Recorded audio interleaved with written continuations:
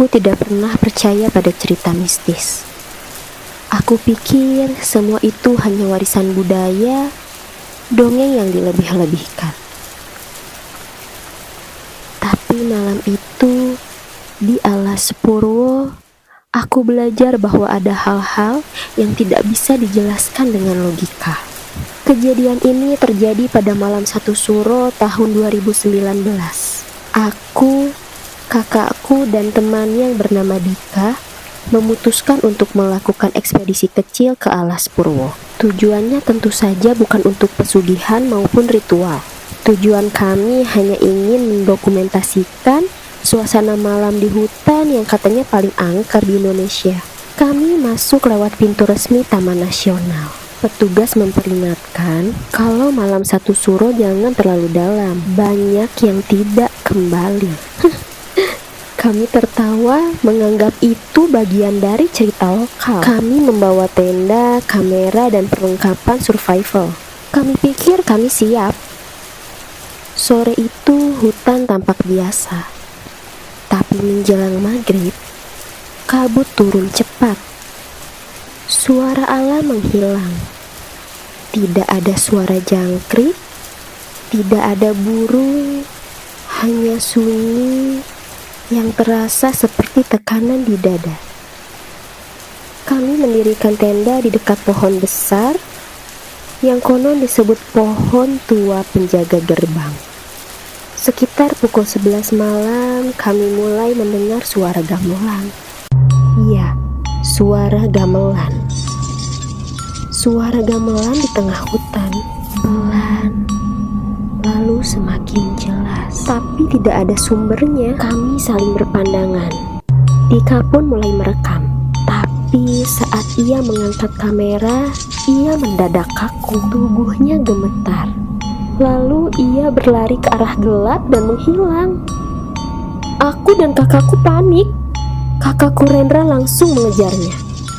Tapi jalur berubah. Hutan seperti bergeser. Aku berusaha tetap tenang. Tapi suara gamelan itu semakin keras. Lalu aku mendengar bisikan, bahasa yang tidak aku kenal, seperti doa, tapi bukan doa manusia.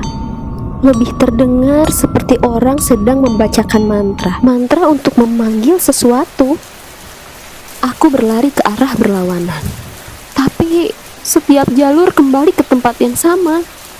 Ketika aku sedang berjalan, aku melihat sekelompok orang memakai jubah putih, duduk mengelilingi api.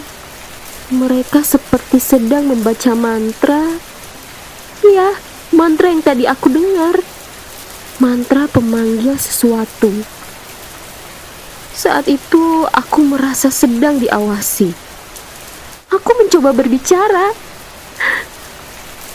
tapi rasanya suaraku tidak bisa keluar. Yang aku pikirkan saat itu hanya berlari, menjauh dari sekelompok orang-orang itu.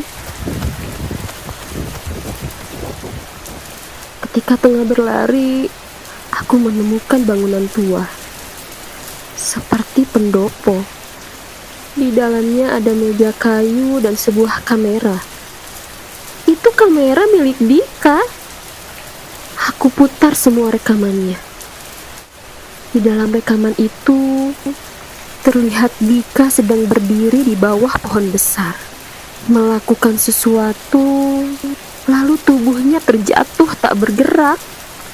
Tapi yang paling mengerikan adalah bayangan hitam yang muncul tepat di belakang Dika. Sosok hitam dengan badan tinggi besar dan bergerak mendekat ke arah Dika perlahan. Aku tidak ingat bagaimana aku bisa keluar dari hutan. Yang hanya aku ingat, aku terbangun di pos penjaga dengan tubuh penuh lumpur dan luka gores. Kakakku ditemukan beberapa jam kemudian. Ia ditemukan tengah berjalan di pinggir jalan dengan tatapan mata yang kosong. Tapi Dika tidak pernah ditemukan. Ia menghilang bagaikan ditelan bumi. Jejaknya tidak pernah ada. Kami melaporkan kejadian itu, tapi tidak ada satupun yang bisa menjelaskan kenapa Dika bisa hilang. Kamera Dika pun dikembalikan kepada keluarganya, tapi video terakhir hilang.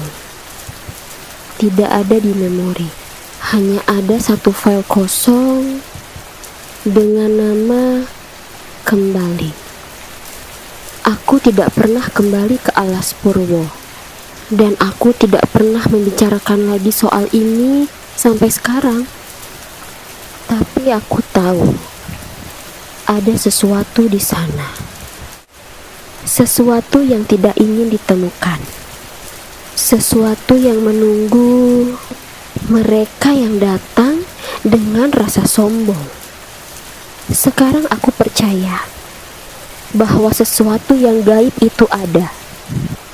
Jika kamu mendengar suara gamelan di hutan pada malam hari, jangan menoleh, karena yang memanggilmu bukanlah manusia. Mereka akan menyesatkanmu hingga kamu tidak bisa keluar dari sana.